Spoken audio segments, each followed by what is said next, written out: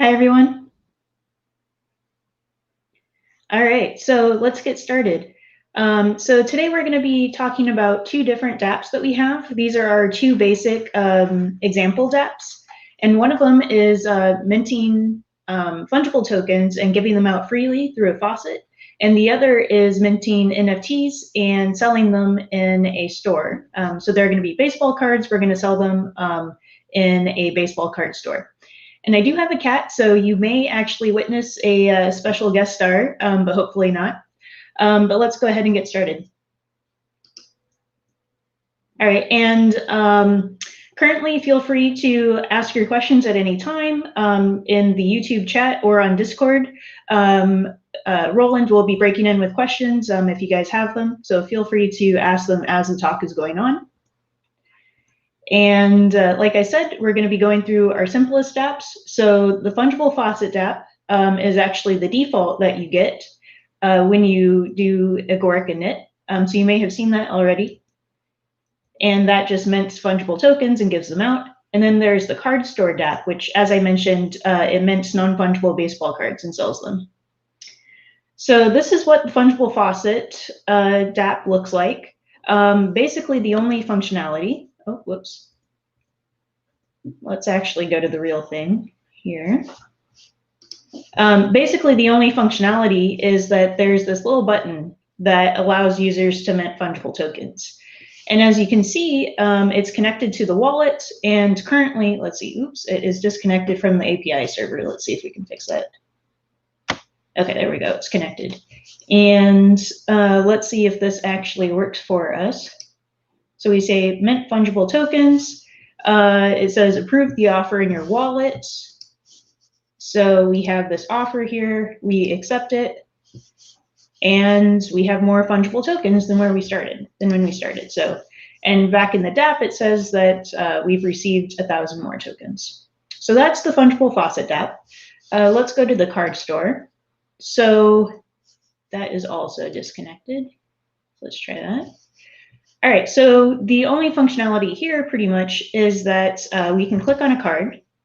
So let's buy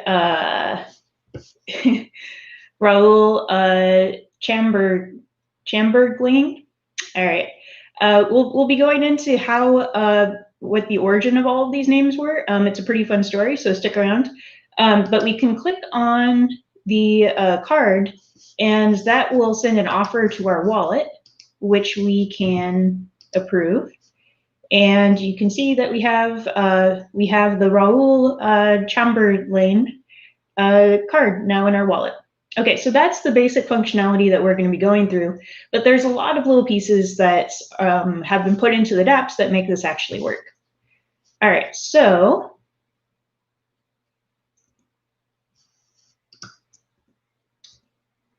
if you're following along, we're going to be starting with the Fungible Faucet Dapp. So you can either look at the GitHub repository, or locally, if you do Agoric init with any kind of, the My Fungible Faucet is just a Dapp name that you can change.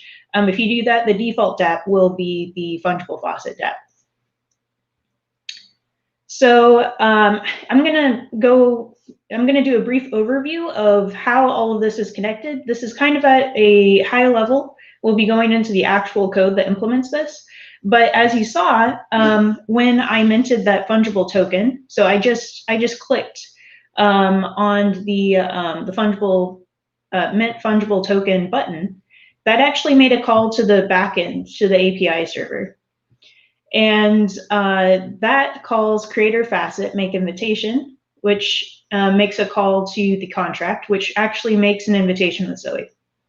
So invitations are actually digital assets in and of themselves, but this is how you are able to invite other people to join your contract. So as opposed to Ethereum, where you have contract addresses and you have the addresses of the senders of transactions, on Agoric, everything is in object capabilities. So that means to be able to access something, you have to have a particular object that has particular methods on it. And you have to be able to present that object. So the invitation object here is actually acting as that object capability. So we'll go into more of that later. But we make the invitation with Zoe. It gets sent back to the app server. The app server sends the invitation and the proposed offer to the user's wallet. So that's what showed up in the wallet where I accepted it. So this is really cool because it means that the app server, it's setting everything up for us, but it's still allowing the user to make the decision in their wallet, and it's making a decision in terms of offer safety. So we'll go into that more later as well. But once the user accepts the proposed offer, then the wallet actually makes the offer to Zoe on the user's behalf.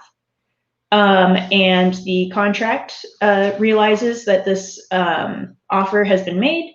It allocates 1,000 tokens to the user, and then Zoe then pays it out to the user's wallet. So then we saw the tokens in our wallet, and if we were to go back to the DApp, we would see that we receive a little notification that you've received 1,000 tokens. And you can use these kinds of notifications for various things. I'll show you how all of that is hooked up. All right. So the format of a DApp.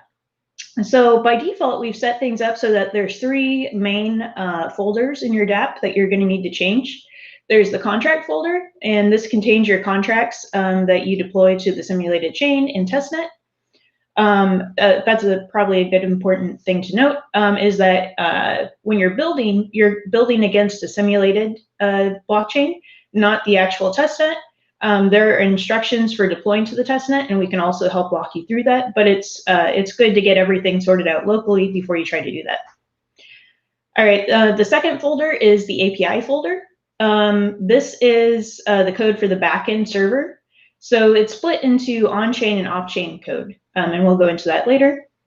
There's also the UI. This is the front end of your DApp, of course. And a special guest appeared. Sorry about that. So the front end really could be any kind of JavaScript framework. So in the 2 example dApps that I'm going to be showing today, it's just raw JavaScript with Google's Material UI. So, but we also have dApps that use React, that I think someone has built something with Vue. So there's a variety of different ways that you can actually choose to build your front end, and so you should build with whatever you feel most comfortable with. All right, let's see. Okay, so let's actually dig into the Fungible Faucet code.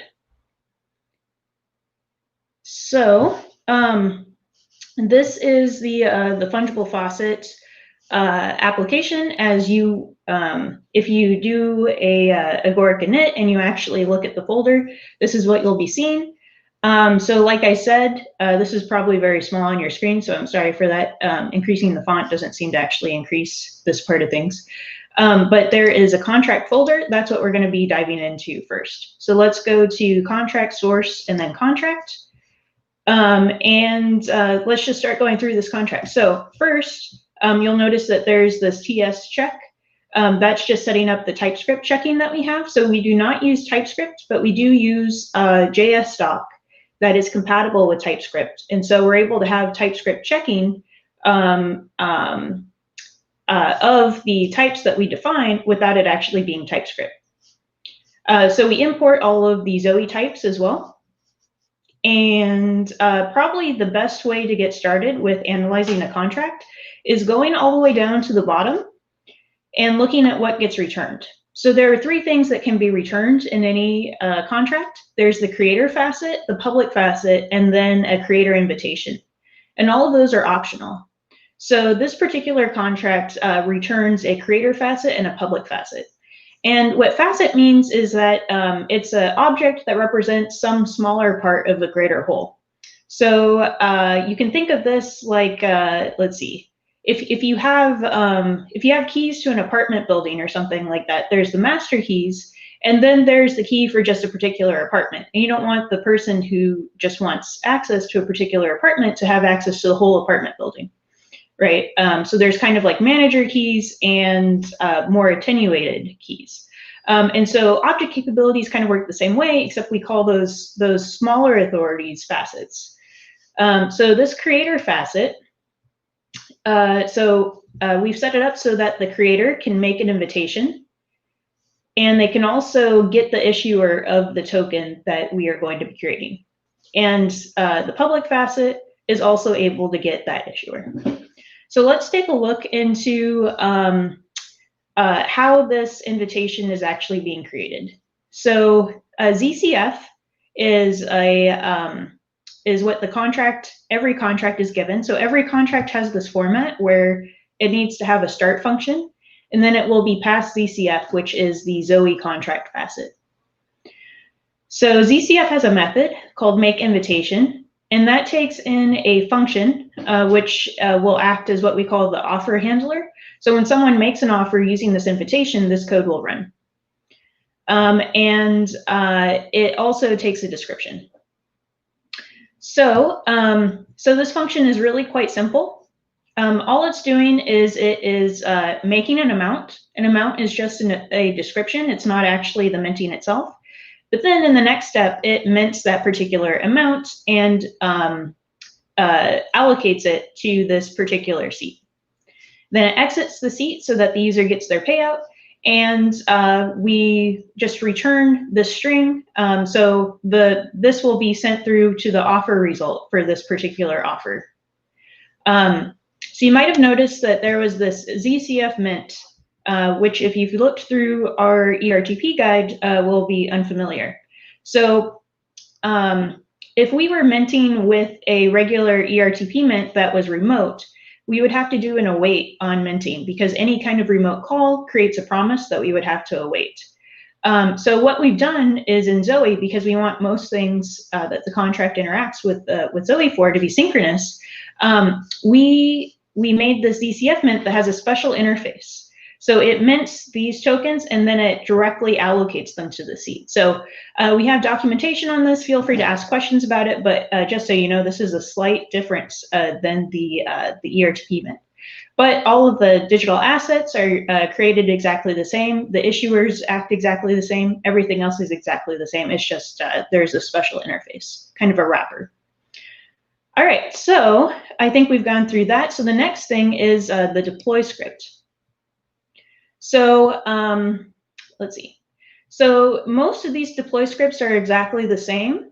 It's doing something very simple. All it is doing is it's taking the code that we just saw, the contract code, it's bundling it, it's installing it on Zoe to create an installation, and then it's making an instance from that.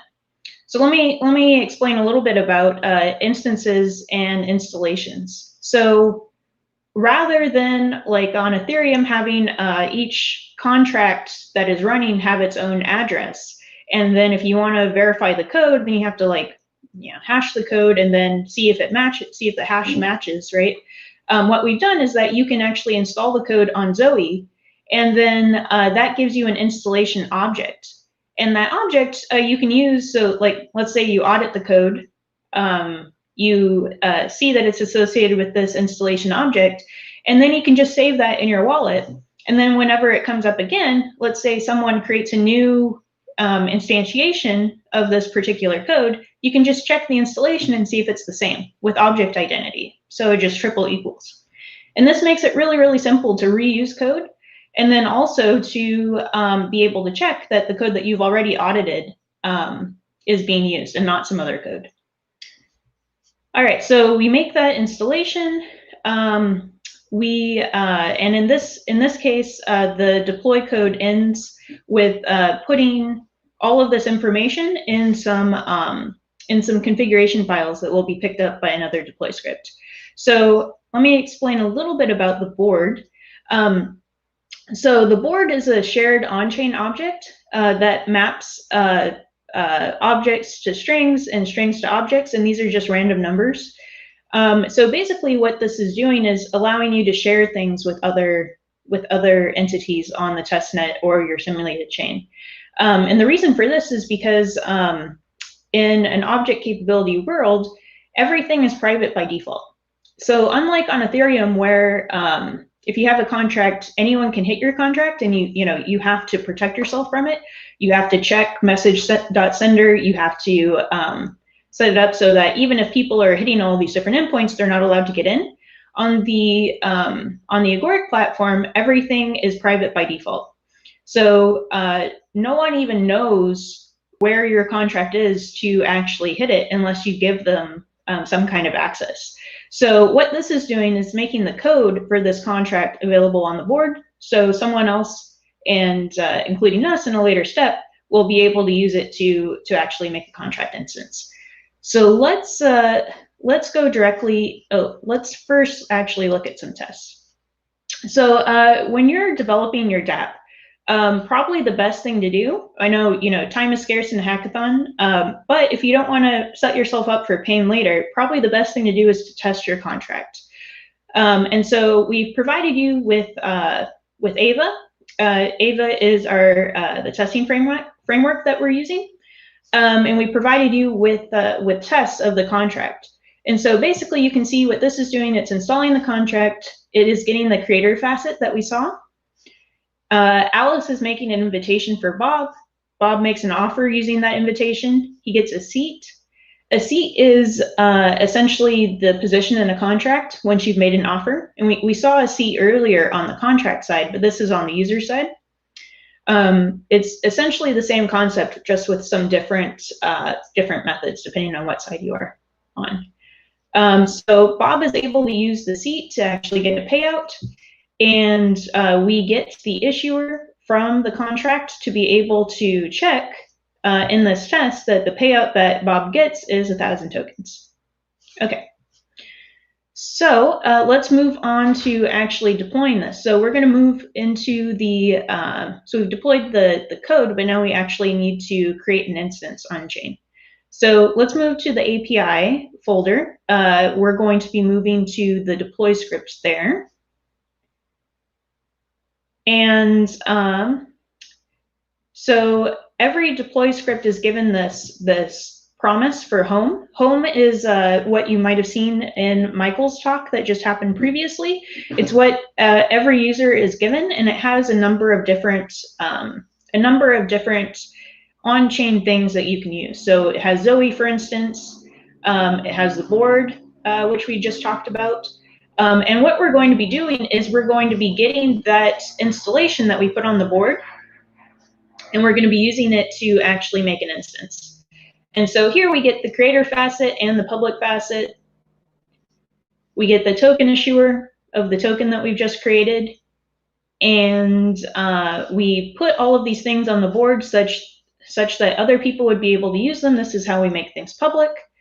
And I think one thing that is important to mention is all of these deploy scripts are ephemeral. So they run in Node.js, but they're not running consistently, and they're not running on-chain. So to actually have something that is running consistently, we need to set up a handler. And let's see, where is that? Here we go. So we need to set up a handler, and we're going to be passing in the creator facet, the board, HTTP, and invitation issuer from Zoe. So we're going to save some more things to our config files, but let's actually go into the handler and see that. So this is a little bit complex. We're working on making it easier, but you can see the things that I just said we are passing in. Those are given here. And this handler responds to a few messages. So it responds to the message, Fungible Faucet Send Invitation. So I'll show how this is actually called in the UI, but effectively what this is doing is using the creator facet that we saw in the contract code to make an invitation and then send it to a user's wallet.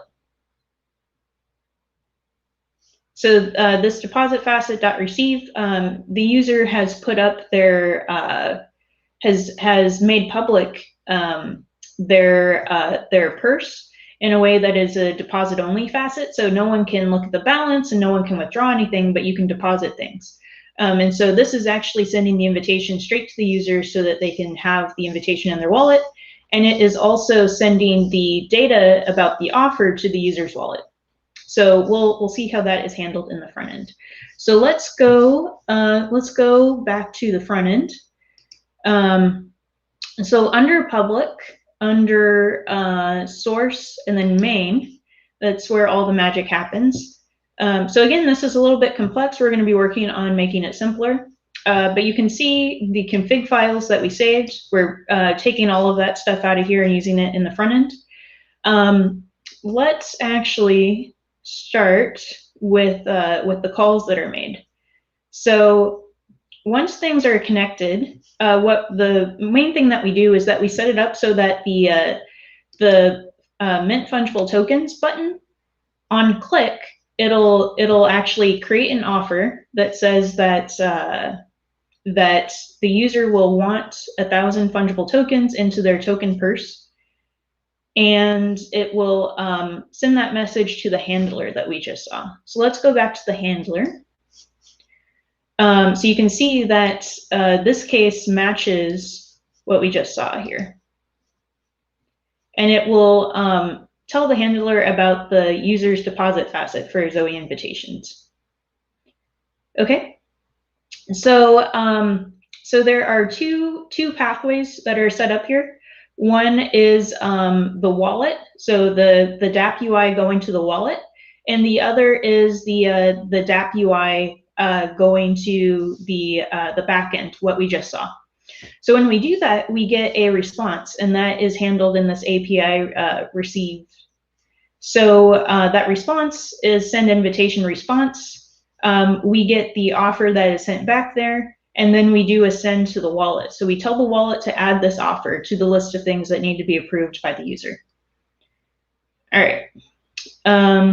You can see that there's a similar thing for the wallet. So when the wallet sends the UI messages, we handle that here.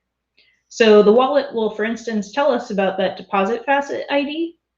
We save it. The wallet will tell us that our DApp needs approval. So what we do is that there's a dialog that opens. So we open that here. It will tell us about the purses and their current balances. We don't actually use that much in this DApp. But if we did, we would be able to get it and display it from here. It tells us when an offer has been added. So this instructs the user to go, this gives like a little, in Material UI, they call it a snack bar, the little notifications at the bottom of the screen. It tells you to go to the wallet to approve your offer. And you can see once the offer is handled, we close that. And once we get the offer result, so that means once the tokens have been minted and deposited in the user's wallet, then we can give a little snack bar notification for that. Okay. So let's see, and these are just the definitions of the little snack bars. If you were, and again, this is meant to be simple, so if you're dealing with React or something like that, you'll have kind of a much more rigorous way of dealing with state. At this point, we've just defined these and we trigger them as appropriate.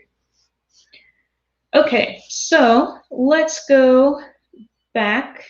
So that's kind of the explanation or exploration of the Fungible Faucet code. Let's actually go into the card store code. So again, you can look at the GitHub repo for this, or locally, you can do Agoric init. The only thing is, to use anything other than the default Dapp template, you're going to need to use this configuration Dapp template with the name of the repo. Okay. So the card store. So this is a little bit more complex, but again, let's start with the contract code. So what this contract is doing is it's minting non-fungible tokens. We're going to do this in the form of baseball cards, and it's creating a contract instance to sell the cards in exchange for some sort of money. So we'll see a little bit of the composability here. So unlike the Fungible Faucet, we're not just minting these things. We're also going to put them into a separate contract entirely to be able to sell them securely. So we're going to be selling them for money, not giving them out. Okay, so here we are actually going to be using the default ERTP language for this. So we're not going to be using the ZCF mint that we saw before. So we're importing make issuer kit from ERTP. and also math kind, this is how you define whether something is a fungible token or non-fungible token and how it should be described. So in this case, we're using math kind string set, which tells you that it's a non-fungible token, and that the descriptions, or how the value of the digital assets is described, will be strings. So the set version of this allows you to have object records. So you might have, like, for instance, if you're selling like event tickets, you might have an object record with properties like event time, event date, who it is, what the seed is, that sort of thing. But for our baseball cards, we're just going to have the names of the players. Okay. So we get an issuer, we get a mint, we get the amount math. Amount math allows us to add and subtract and see whether certain assets are greater than or equal to, without having to care whether the token or the digital assets are fungible or non-fungible or whatever they are. This amount math works over all of those cases. So that's great, because that means if you are building something like Zoe, or if you're building a contract that could buy and sell different things, you just use the amount math and you don't have to handle any of the special cases. It's all predefined for you. All right, so again, probably the best way to start analyzing a contract is to go down to the bottom. We are returning a creator facet here and no public facet. And the creator facet, this particular view, gives us two methods, a sell cards method and a get issuer method. So let's actually look at the sell cards method. So it takes in new card names, which is an array. It takes in a money issuer. So this is our way of specifying what kind of money you want to sell your cards for. So what are you going to get back out of these transactions? And it takes a sell items installation. So I'll get back to that in a second. But it also takes a price per card. So this is an amount in the same brand as the money issuer. That is the price that we will be selling the cards for. Okay, so this sell items installation, like I said earlier, the way that we're able to share and reuse code on the Agoric platform in terms of smart contracts is creating installations and then sharing those. So let's actually take a look at what this sell items contract looks like. And so we're going to be using this installation to make it a fresh instance, but we're not going to be writing the code ourselves. This is actually coming from Agoric SDK. So let's see if we can find that. All right. Okay, so sell items allows you to sell any kind of items for money. And so this is not specific to the baseball cards that we saw earlier. You could sell event tickets, you could sell whatever through this same contract. So this is a reusable component in our system where you don't have to write the code yourself, you don't have to install the code. All you have to do is use the installation that already exists and create an instance from it. In that instance, you will have sole control over. All right, so in this contract, you specify the money and the items brands, and then you save those issuers to Zoe, and you are able to get the amount math for both of those. You are also, in the terms, you should also pass the price per item. So we'll see that in our card store contract in a few minutes. Let's see. Let's go down to the bottom. Okay, so when this contract is instantiated, when we create a new instance from it, we'll be given a creator facet, a creator invitation, and a public facet. So all of the optional things will be present. Okay, so the creator facet, it allows us to sell the items. So we have this offer handler called sell. So let's go up to that. Okay, so sell saves the seller seat, and that is the only thing that it does. So let's take a look at the creator facet. So the creator facet allows us to make invitations for buyers.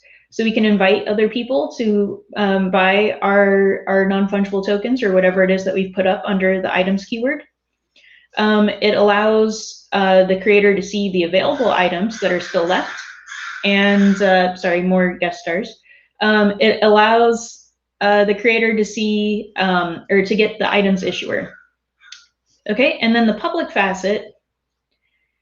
The public facet is very similar. We can see the available items. We can get the items issuer. Okay, so the most important thing here is the buyer seat. So let's go into that. So when we make the buyer invitation, first we check that there has been a seller seat. So the seller has actually put up their items for sale. We check that the items for sale are not empty. And then we make an invitation for the buyer. And that invitation has this offer handler called buy. Okay, so we check that the buyer's proposal has a certain shape. We check that they want the items and they're giving us money. We get the items for sale, and we provide money, the buyer seat provides money. Then we check and see if the wanted items are still for sale. So like I said, what's really special about ERTP as a library is that it doesn't matter whether it's fungible or non-fungible or whatever it is. We can still use the same methods. So here we're asking whether the current items for sale are greater than or equal to the wanted items. And so this works no matter what the kind of items are. Greater than or equal to has been previously defined in the amount math code. All right, so if those items are not for sale, then we fail.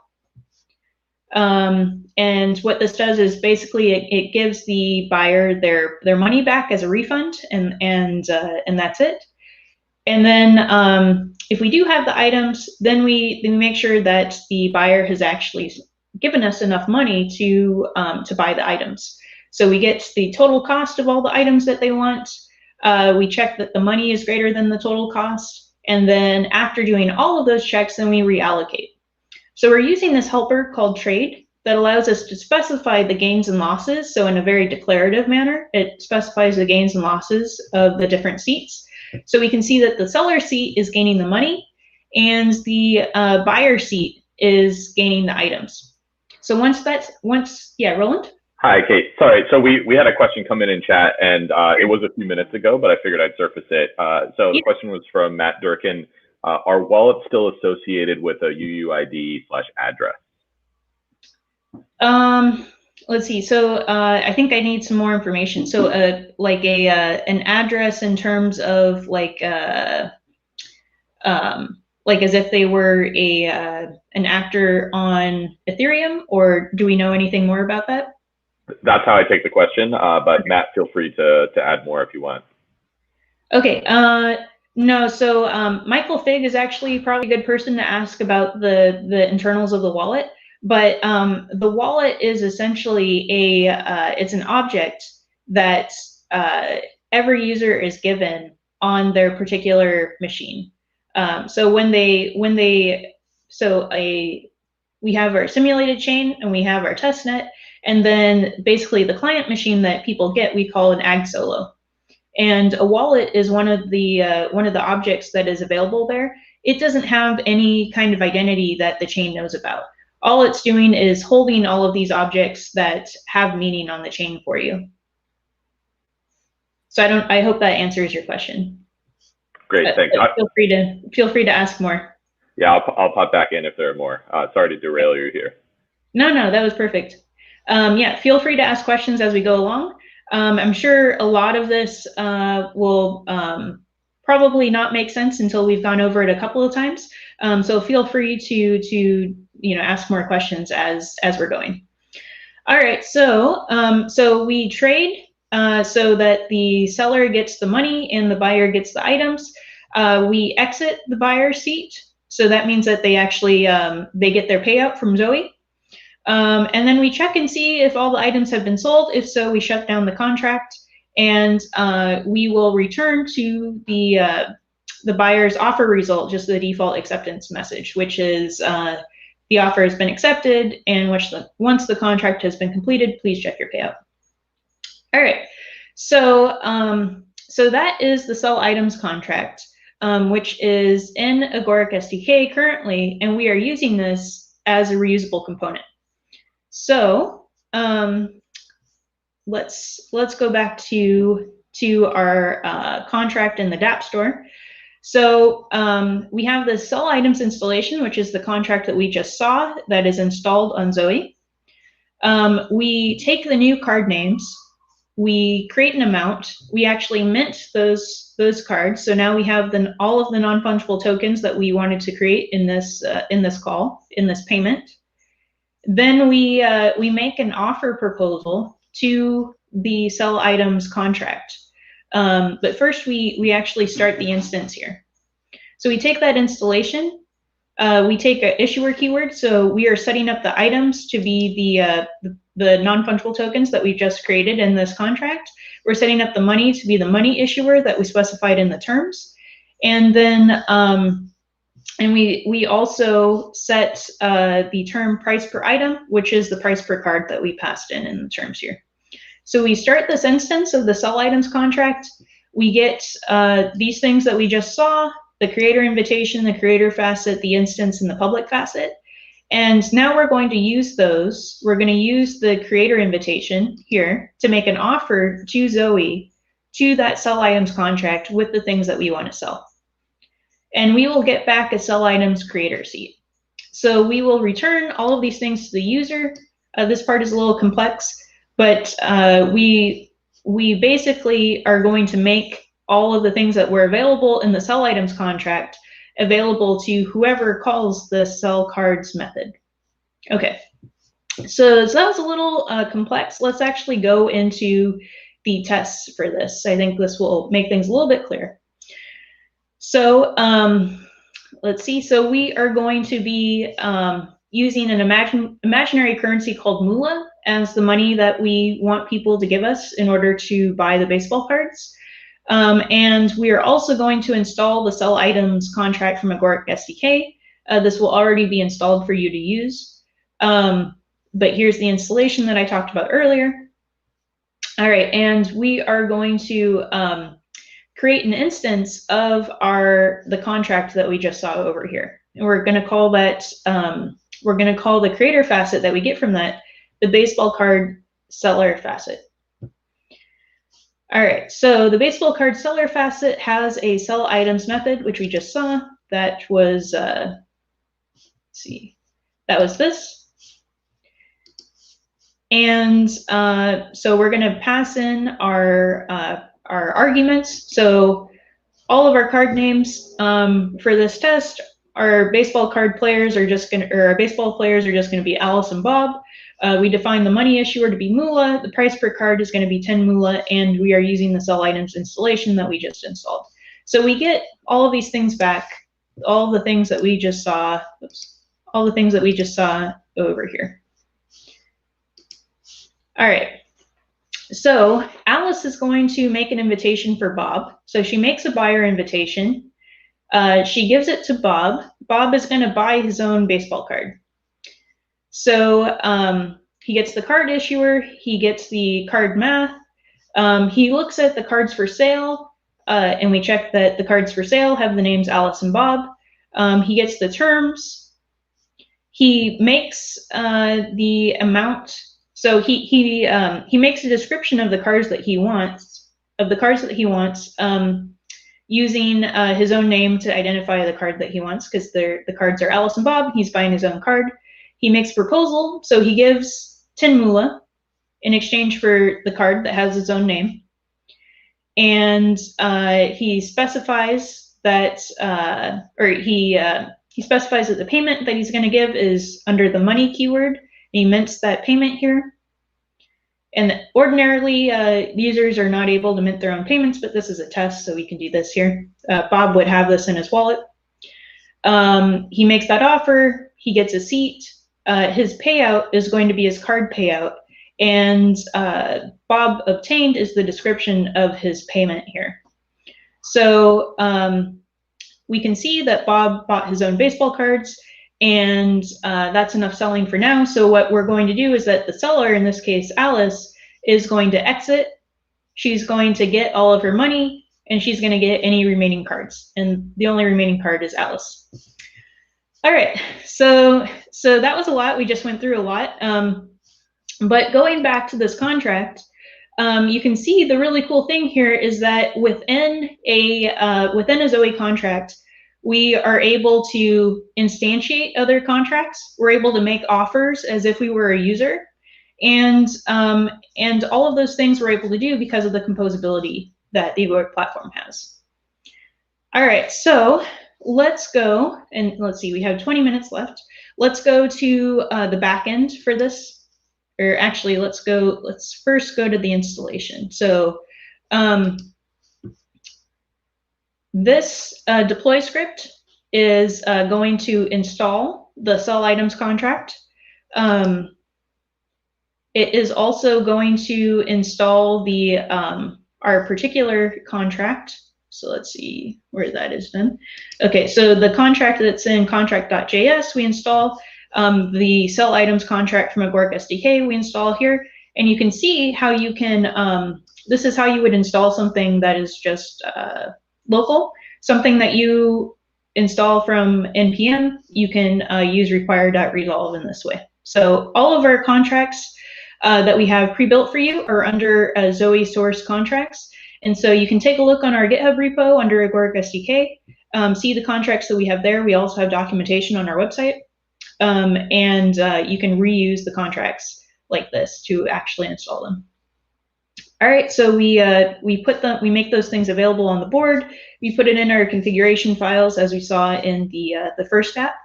And now let's move on to the backend server. So let's see.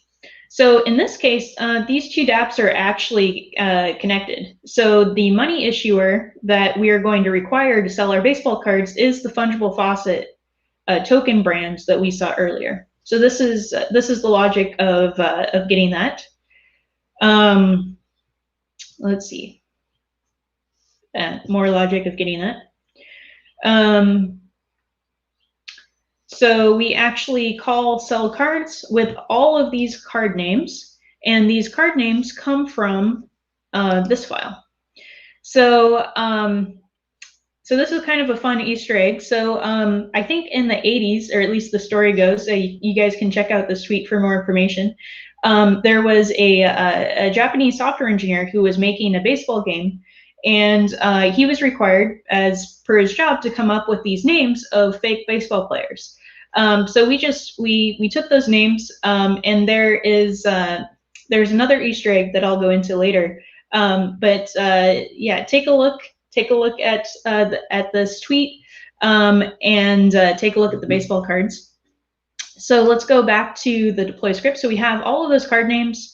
We have our money issuer, we have the sell items installation, and we have the price per card. Let's take a look. Okay, so our price per card is 10 tokens. All right, we make those available on the board. As we said earlier, we launch our handler, and so let's go into that. Our handler is basically the same thing that we've seen before. There's a send invitation case that we handle.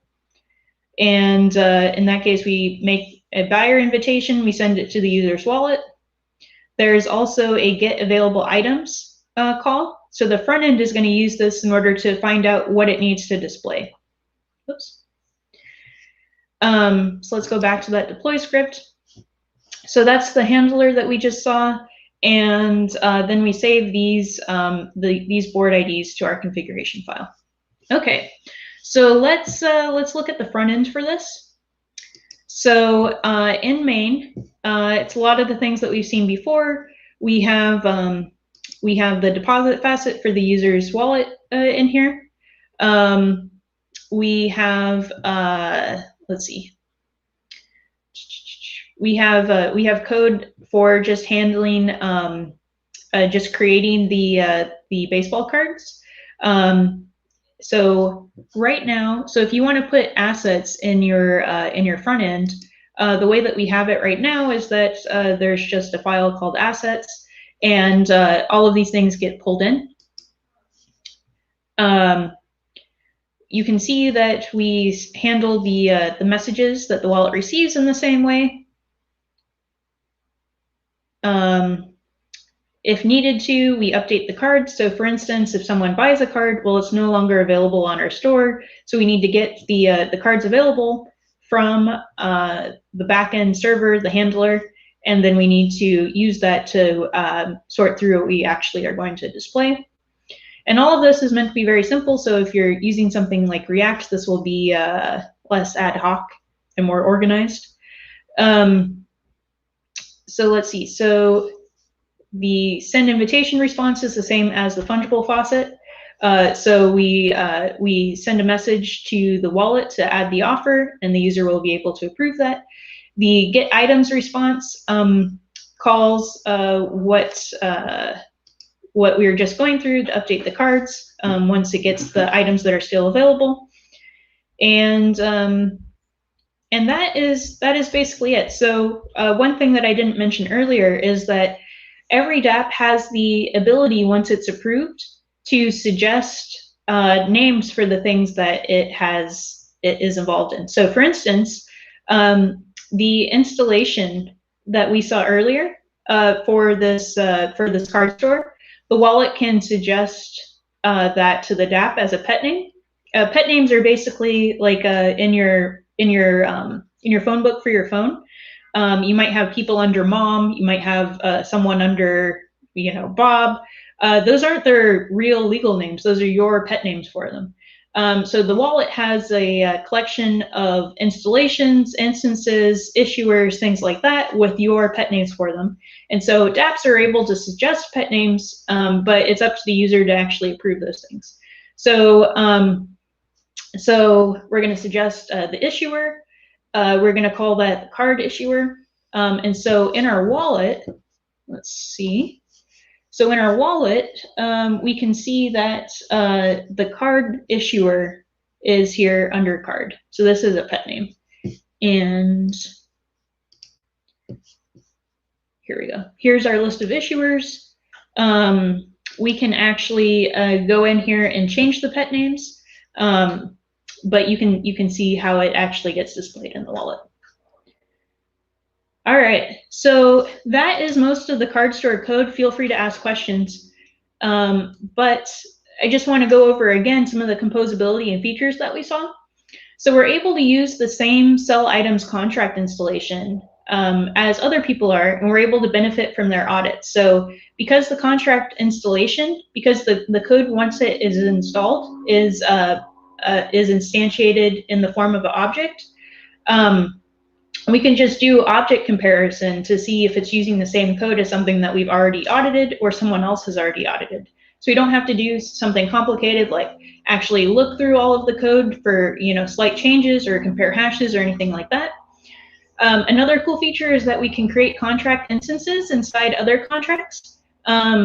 So we don't need to, we don't have to do this from the outside as a user, even though we can.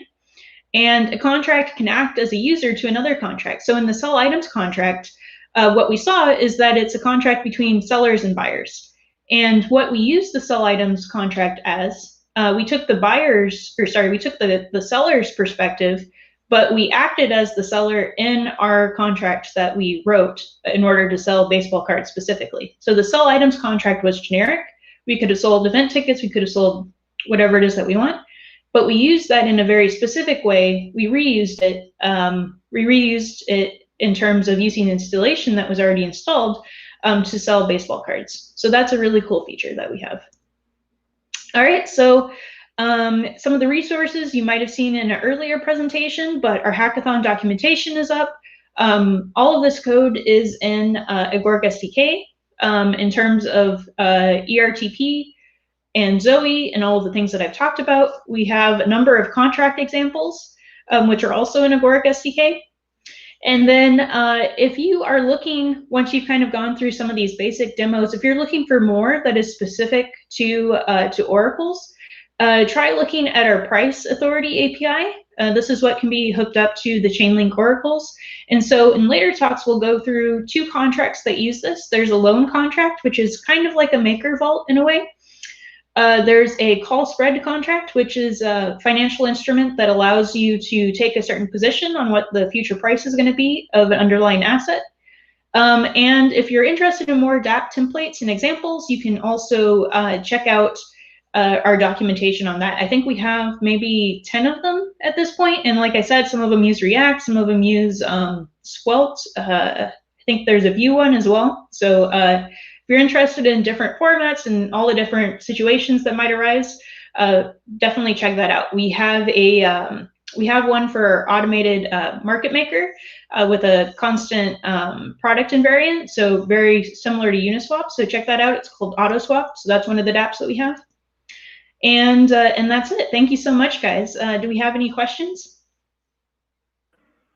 Hi, Kate. So there's been a long conversation regarding wallets in chat. I think Dean has taken quite a bit of it. I actually have a question for you. As you were going through building some of the UI out for the baseball card store, for people that are looking at the prize around best user experience, in your mind, are there easy or clear enhancements that we should make or that users should be targeting, or things that you wish that you had? That's a really, really good question. There are definitely a lot of enhancements that we know that we want to make, and a lot of them are in the wallet. So that is editing the wallet is a bit more complex than editing your own dApp, but we would be happy to help people through that. The wallet is within the Agoric SDK repository, so you would be making a PR against that to be able to edit it or have your own fork of it. I think the things that I would want to see. So as you saw, there's a lot of back and forth between the dApps and the wallet. One thing that we've been working on internally is figuring out how to have wallet functionality safely within the same web page as the dApp. So you might be able to actually import whether it's in the form of an iframe or something like that. Hopefully not an iframe. Hopefully it's simpler than that. But just import a button that says approved dApp within the dApp web page in a way that is entirely safe. And so this is kind of the solution that is very complex, but it's the simplest from a user perspective, right? I mean, just being able, you click something in the web page, it's safe, and you don't have to go to the separate web page, which is your wallet, right? So that takes advantage of some of the things that we've set up under the hood. So we have SES, which is secure ECMAScript, which allows us to run code that we do not trust, or run code that we do trust in an untrusted environment in a way such that those two entities cannot talk to each other, and we can provably ensure that they don't talk to each other. So there's a lot of work that would go into that. So I don't suggest that people try that one first, but we would be happy to help people improve both the wallet and the dApp communications as well. Great. Yeah, I think for those of you that are looking for, honestly, any of the prizes, but especially UI UX, please do reach out to us. We have ideas. We know areas that we would love to have made more progress on and will eventually, but could use your help. So thanks a bunch, Kate. Thank you. We'll be around for questions. Looks like one question just came in from Suhail. Why would the wallet be unsafe in the dApp? So it's more that the dApp could potentially change things about the wallet. So the threat would be the dApp makes some kind of proposal. In our current implementation, when the dApp makes a proposal, you have to go to your wallet to be able to look at it and approve it. So the threat would be that the dApp somehow changes that proposal to make it look like something that you approve, and it actually takes all of your money. So that's the kind of complex interactions that could happen if you're not careful when you put things in the same web page. Great, thanks.